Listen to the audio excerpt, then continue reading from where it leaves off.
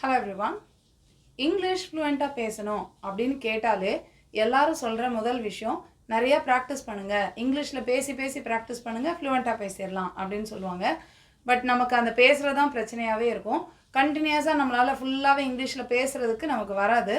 So அப்படி இருக்கும்போது எப்படி ப்ராக்டிஸ் பண்ணலாம் அப்படின்னா, நம்ம தமிழில் பேசும்போது எப்படி சாரி தேங்க்யூலாம் நடுவில் சொல்கிறோமோ அதே மாதிரி சின்ன சின்ன கொஸ்டின்ஸ் இல்லை ஆன்சர்ஸ் அதெல்லாம் வந்து நம்ம கொஞ்சம் இங்கிலீஷில் சொல்லி பழகணும் அப்படின்னா ஃபுல்லாக ஃப்ளூயண்ட்டாக பேசுகிறதுக்கு ரொம்ப ஹெல்ப்ஃபுல்லாக இருக்கும்.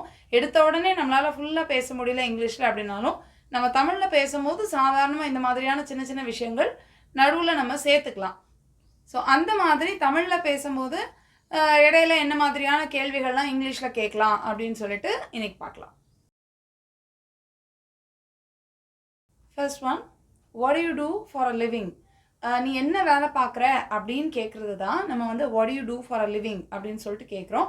புதுசாக யாரையாவது பார்த்து பேசுகிறோம் அப்படின்னா அந்த மாதிரி அவங்கக்கிட்ட நீங்கள் என்ன வேலை பார்க்குறீங்க அப்படின்லாம் கேட்குறதுக்கு இந்த மாதிரி what do you do for a living அப்படின்னு சொல்லிட்டு கேட்கலாம்.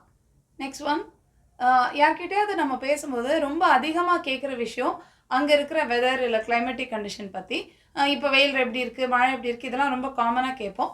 ஸோ அதை இங்கிலீஷில் கேட்குறதுக்கு what is the weather like அப்படின்னு சொல்லிட்டு கேட்கலாம். So what is the weather like அப்படின்னா இப்போ எப்படி வெதர் இருக்குது, இப்போ வந்து மழை பெய்யுதா, இப்போ வெயில் அடிக்குதா அப்படிலாம் கேட்குறது தான் what is the weather like அப்படின்னு சொல்லிட்டு கேட்கலாம்.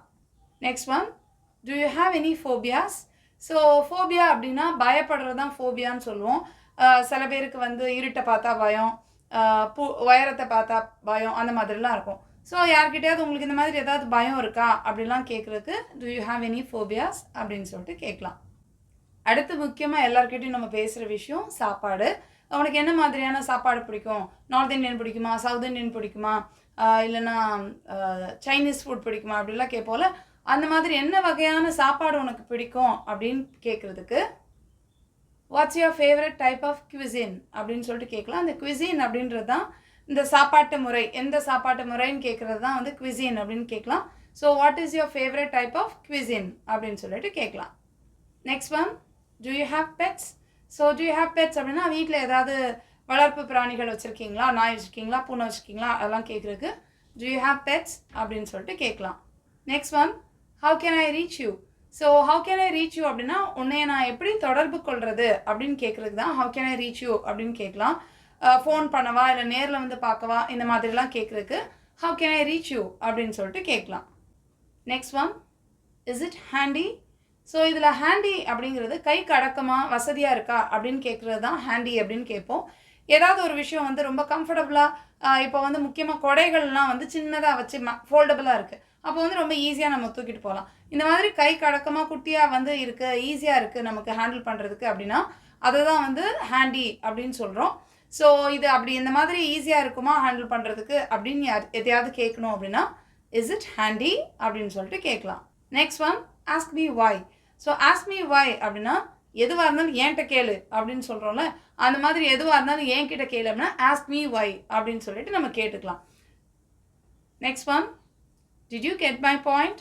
So did you get my point அப்படின்னா நான் சொல்ல வர்றது புரியுதா உனக்கு, நான் சொன்னது புரியுதா, இப்படிலாம் கேட்குறதுக்கு did you get my point அப்படின்னு சொல்லிட்டு கேட்கலாம்.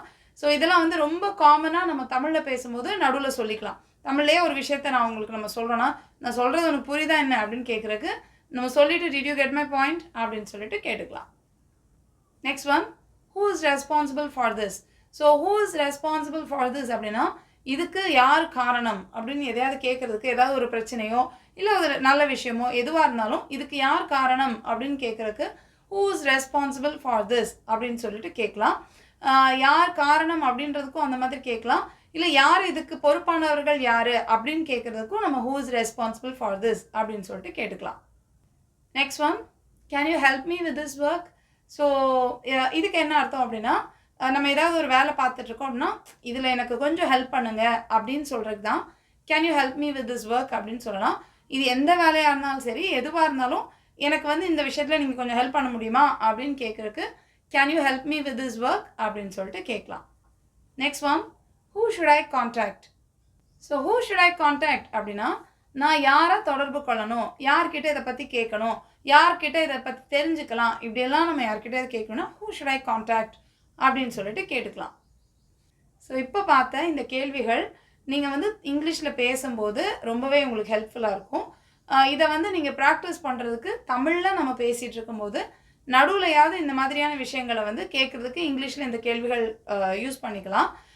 இந்த மாதிரி கேள்விகள் சின்ன சின்ன விஷயங்கள்லாம் சொல்லி பழகும்போது கொஞ்ச நாளில் வந்து நம்மளாவே ஃபுல்லாக இங்கிலீஷ்லேயே பேசுகிறதுக்கு இந்த மாதிரியான விஷயங்கள் நமக்கு ரொம்ப ஹெல்ப் பண்ணும். இது ஒரு ரொம்ப ஈஸியான ஒரு ட்ரிக்கும் கூட இங்கிலீஷ் பேசி பழகுறதுக்கு.